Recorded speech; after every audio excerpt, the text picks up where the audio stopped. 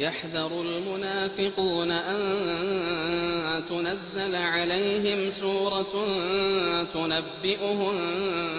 بما في قلوبهم قل استهزئوا إن الله مخرج ما تحذرون ولئن سألتهم ليقولن إنما كنا نخوض ونلعب قل أبالله وآياته ورسوله كنتم تستهزئون